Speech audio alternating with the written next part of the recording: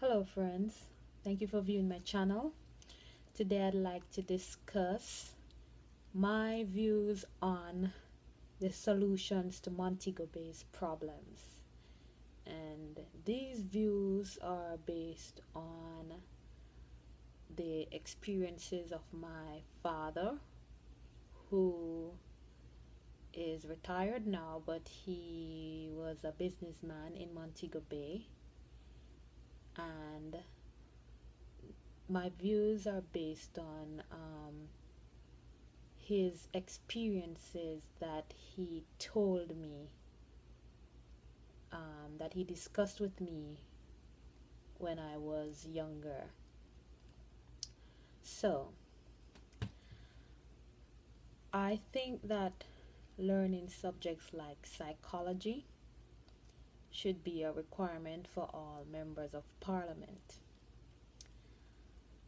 I also think that there should be clinical psychologists as well as psychiatrists as members of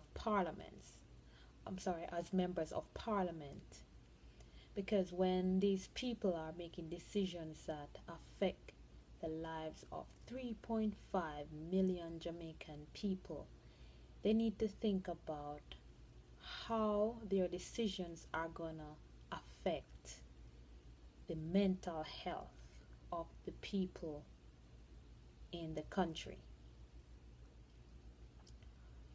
Okay, my next point is that people whose basic needs are not being met will start to go crazy.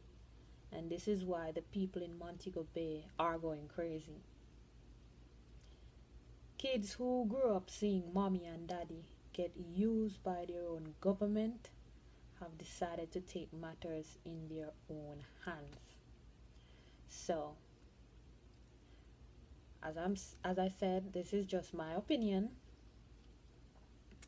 This is also based on what my father told me. Now, most tourists who visit Jamaica are living their fantasy. Most of these tourists save for maybe a whole year to live like a king or queen for 2 weeks. Then they go back home to their foreign country and to their 12-hour shift jobs. Some of them have to work 3 or 4 jobs just to make ends meet. The uneducated Jamaicans, and please note that many Jamaicans are educated and do not think in this manner and do live by morals and values. But the uneducated Jamaicans may think that this is a lifestyle that the tourist lives every day back in their home country. So they see everyone who steps off a plane as a walking dollar sign, and this is not true. The educated Jamaican knows the importance of making the visitor's stay pleasant, because a happy visitor will come back the following year. So my next point in regards to the solutions for Montego Bay's problems is that we need to invest in our children's education. Even if you don't have money, you can invest your time. Teach your kids morals. Don't wait for the teachers to teach them. Instill these principles at home. Sit and read the Bible with them. Take them to church. Start talking to your kids about current affairs from a young age. Be real with them and explain to them how hard you work for everything you have. Let them know that nothing worthwhile comes easy or comes to them for free. Even if they don't understand at the time you teach them, they will understand in time. They will have a firm foundation to stand on in times of trouble. The next thing I would like to discuss is education. Education is very important. Education will help to lift Jamaica and its people out of poverty. Educated children will understand the value of hard work. Subjects like psychology should be a mandatory subject to be learned by all students, and I think education should be free up to tertiary level. Let me say that again. I think that education should be free in Jamaica, in Montego Bay, up to tertiary level. A well-educated population will lift the country out of poverty. They will understand how to use resources that the land has instead of waiting for the government to provide solutions and trying to plan how to scam elderly Americans. If these young minds are able to scam people out of millions of dollars, imagine if those minds were educated and their mental energy put to work on positive and meaningful projects. Imagine the millions they would make to help lift Jamaica out of poverty. My next point is that the government should develop a system where small business owners are benefiting more from the revenue generated by tourism, the majority of which is going to the all-inclusives.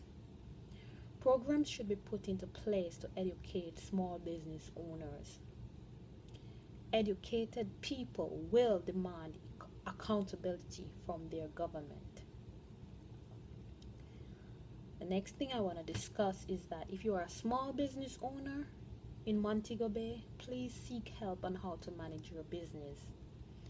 Turning to alcohol and marijuana is not going to make your problems with dealing with a corrupt government go away. When you get over your hangover or get back down from your high, the problems will still be there waiting for you. If you are struggling with abuse of alcohol and marijuana, get help before it is too late. Try to educate yourselves on ways to make your business successful. Go to the library. Talk to your local politician. Make them accountable for their promises they made when they were running for an election. Always do your best at whatever you do, and your hard work will pay off. Now, all hope is not lost. Many young people are right now trying to rebuild Montego Bay, rebuild communities across Jamaica, trying to initiate fundraising activities to reinvest in Jamaica, forming youth clubs and organizations to help children engage in productive activity and stay out of gangs. They understand how to use resources that the land has.